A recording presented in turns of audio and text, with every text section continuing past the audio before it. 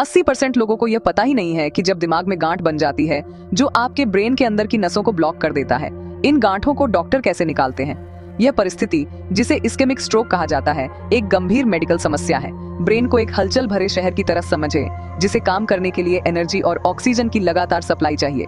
यह जरूरी supply blood vessels के एक कॉम्प्लेक्स नेटवर्क के जरिए पहुंचती है।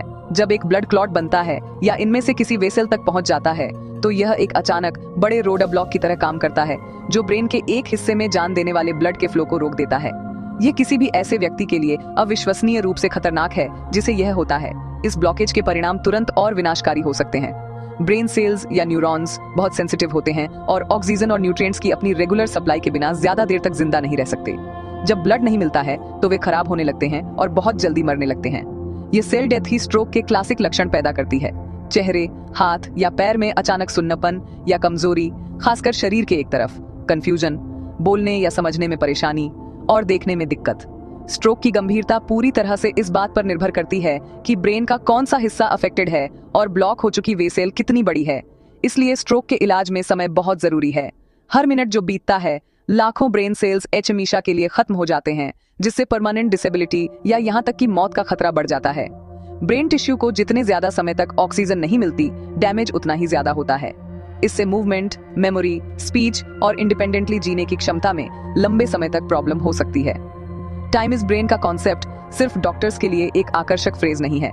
यह एक फंडामेंटल सच्चाई है जो इमरजेंसी रूम में स्ट्रोक के पेशेंट के आने पर हर डिसीजन को गाइड करती है, जिससे तेज और इफेक्टिव ट्रीटमेंट की अर्जेंट नीड पर जोर दिया जाता है। ट्रेडिशनली डॉक्टर्स इन ब्लॉकेजेस को घोलने के लिए क्लॉट बस्टिंग मेडिकेशंस, जिन्हें थ्रोम्बोलाइटिक्स कहा जाता है, का इस्तेमाल करते थे।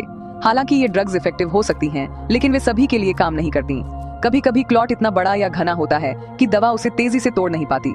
दूसरे मामलों में पेशेंट को दूसरी हेल्थ कंडीशंस के कारण इन पावरफुल ड्रग्स के लिए सूटेबल कैंडिडेट नहीं माना जा सकता। यहीं पर एक ज्यादा डायरेक्ट और इनोवेटिव अप्रोच जरूरी हो जाती है। एक प्रोसीजर जिसे फिजिकली ब्लड वेसल के अंदर जाकर खतरनाक क्लॉट को बाहर निकालने के लिए डिजाइन किया गया है, जिससे ब्लड फ्लो लगभग तुरंत ठीक हो जाता है और ब्रेन को ठीक होने का एक मौका मिलता है। तो ये एडवांस प्रोसीजर क्या है जो ब्रेन से ब्लड क्लॉट को फिजिकली हटा सकता है? इसे मैकेनिकल थ्रोम्बेक्टोमी कहते हैं। इसे अपने शरीर की सबसे डेलिकेट पाइप्स, आपके ब्रेन की ब्लड वेसल्स के लिए एक हाईटेक प्लम्बिंग की तरह समझें। यह एक मिनिमली इन्वेसिव सर्जिकल टेक्निक है जो डॉक्टर्स को स्ट्रोक पैदा करने वाले क्लॉट को सीधे टारगेट करने और निकालने की परमिशन देती है। ये स्ट्रोक केयर में एक गेम चेंजर है, खासकर लार्ज वेसल ऑक्लूजन्स के लिए, जहां ब्रेन में एक बड़ी आर्टरी ब्लॉक हो जाती है। ये ऐसे स्ट्रोक हैं जो अक्सर सबसे गंभीर डैमेज का कारण बनते हैं और अकेले दवा से ठीक होने की संभावना कम होती है। मैकेनिकल थ्रोम्बेक्टोमी की जरूरत तब पड़ती है जब यह कंफर्म हो जाता है कि स्ट्रोक एक बड़े एक्सेसिबल क्लॉट के कारण हुआ है। सीटी स्कैन, एमआरआई स्कैन ये इमेज ठीक से दिखाती हैं कि क्लॉट कहाँ है और कितना ब्रेन टिश्यू खतरे में है। यदि स्कैन में एक बड़ी आर्टरी में एक महत्वपूर्ण ब्लॉकेज का पता चलता है और पेशेंट अपने लक्षणों की शुरुआत से एक स्पेसिफिक टाइम विंडो के भीतर है, तो वे इस जान बचाने वाले इंटरवेंशन के लिए एक प्राइम कैंडिडेट बन जाते हैं। यह उन सिचुएशंस में उम्मीद देता है जिन्हें कभी लगभग होपलेस माना जाता था। यह प्रोसीजर इतना जरूरी है क्योंकि यह प्रॉब्लम का सीधा सॉल्यूशन देता है। दवा के धीरे धीरे क्लॉट को घोलने का इंतजार करने के बजाय थ्रोम्बेक्टोमी एक न्यूरो इंटरवेंशनल रेडियोलॉजिस्ट या न्यूरोसर्जन को उसे फिजिकली निकालने की परमिशन देती है। ब्लड फ्लो का यह तुरंत रिस्टोरेशन बहुत जरूरी है। ब्लॉक हुई आर्टरी को फिर से खोलकर ऑक्सीजन फिर से खतरे वाले ब्रेन टिश्यू तक पहुंच सकती है। इससे परमानेंट ब्रेन डैमेज की मात्रा काफी कम हो सकती है, जिससे पेशेंट के लिए बहुत बेहतर आउटकम मिलते हैं। यह संभावित गंभीर डिसेबिलिटी और एक बड़े स्ट्रोक इवेंट से एक मीनिंगफुल और कभी-कभी पूरी तरह से ठीक होने की पॉसिबिलिटी के बीच का अंतर है। इसलिए मैकेनिकल थ्रोम्बेक्टोमी मॉडर्न मेडिसिन में एक बड़ी छलांग है। इसने डॉक्टर्स के सबसे गंभीर इस्केमिक स्ट्रोक का इलाज करने के तरीके को बदल दिया है। एक highly skilled team, advance imaging technology, ऐसे कॉम्प्लेक्स इमरजेंसी को संभालने के लिए इक्विप्ड हॉस्पिटल एलिजिबल पेशेंट्स के लिए यह सिर्फ एक और ट्रीटमेंट ऑप्शन नहीं है। यह अक्सर उनके पास स्ट्रोक के विनाशकारी इफेक्ट्स को कम करने का सबसे अच्छा पॉसिबल चांस होता है। ये क्लॉट से लड़ने और कीमती ब्रेन फंक्शन को हमेशा के लिए खोने से पहले बचाने के लिए एक सीधा और पावरफुल टूल प्रोवाइड करता है, जो वास्तव में एक लाइफलाइन के रूप में काम करता है। मैकेनिकल थ्रोम्बेक्टोमी प्रोसीजर हालांकि कॉम्प्लेक्स है, सेफ्टी और इफेक्टिवनेस के लिए डिजाइन किए गए स्टेप्स के एक क्लियर और सटीक सीक्वेंस को फॉलो करता है। पेशेंट को सबसे पहले एक स्पेशल ऑपरेटिंग रूम में लाया जाता है, जिसे न्यूरोएंजियोग्राफी स्वीट कहते हैं, जो सोफिस्टिकेटेड एक्सरे इमेजिंग मशीनों से इक्विप्ड होता है। उन्हें एनेस्थीसिया दिया जाता है, जो उन्हें सुलाने के लिए जनरल एनेस्थीसिया हो सकता है या उन्हें रिलैक्स रखने के लिए कॉन्शियस सेडेशन हो सकता है, लेकिन जगाए रखता है। मेन गोल यह इंश्योर करना है कि पेशेंट डेलिकेट प्रोसेस के दौरान पूरी तरह से स्टिल और कंफर्टेबल रहे, क्योंकि डॉक्टर के ब्रेन की आर्टरीज को नेविगेट करते समय कोई भी अचानक मूवमेंट खतरनाक हो सकता है। क्लॉट तक की जर्नी एक छोटे से इंसिजन से शुरू होती है, आमतौर पर ग्रोइन एरिया में फेमोरल आर्टरी में। यह बड़ी आर्टरी शरीर के वैस्कुलर सिस्टम में मेन एंट्री पॉइंट या हाईवे के रूप में काम करती है। इस छोटे से पंक्चर के जरिए डॉक्टर एक पतली फ्लेक्सिबल ट्यूब डालते हैं, जिसे कैथेटर कहते हैं। रियल टाइम एक्सरे इमेजिंग का इस्तेमाल करते हुए, जिसे फ्लोरोस्कोपी कहते हैं, अपनी गाइड के रूप में डॉक्टर इस कैथेटर को शरीर के आर्टरीज के नेटवर्क के जरिए सावधानी से नेविगेट करते हैं। वे इसे चेस्ट के जरिए, नेक में और आखिर में ब्रेन की कॉम्प्लिकेटेड वेसल्स में स्ट्रोक का कारण बनने वाले खतरनाक ब्लड क्लॉट की लोकेशन की ओर सीधे बढ़ाते हैं। एक बार जब कैथेटर ब्लॉकेज की जगह तक पहुंच जाता है, तो अगला क्रिटिकल स्टेप शुरू होता है। डॉक्टर मेन कैथेटर के जरिए एक और छोटा माइक्रो कैथेटर आगे बढ़ाते हैं, इसे क्लॉट के जरिए पास करते हैं। फिर एक रिमार्केबल डिवाइस, जिसे स्टेंट रिट्रीवर कहते हैं, माइक्रो कैथेटर के जरिए डिप्लॉय किया जाता है। यह छोटी मेज जैसी ट्यूब बाहर धकेली जाती है और फैलती है, एक छोटे पिंजरे की तरह क्लॉट में एम्बेड हो जाती है। स्टेंट रिट्रीवर का मेस क्लॉट को मजबूती से पकड़ लेता है। क्लॉट को डिवाइस में सुरक्षित रूप से फंसने के लिए कुछ देर इंतजार करने के बाद डॉक्टर आखिरी क्रूशियल मैन्यूवर के लिए तैयार होता है। क्लॉट को मजबूती से पकड़ने के बाद डॉक्टर धीरे धीरे और सावधानी से स्टेंट रिट्रीवर को वापस खींचते हैं, क्लॉट को भी साथ लाते हैं।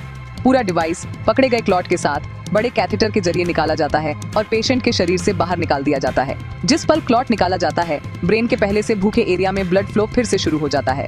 डॉक्टर एक स्पेशल डाई इंजेक्ट करके और एक्सरे मॉनिटर पर वेसल के नॉर्मली फिर से भरने को देखकर इसकी पुष्टि करते हैं। आर्टरी का यह सफल फिर से खुलना प्रोसीजर के अंत और ब्रेन के रिकवरी प्रोसेस की शुरुआत को मार्क करता है।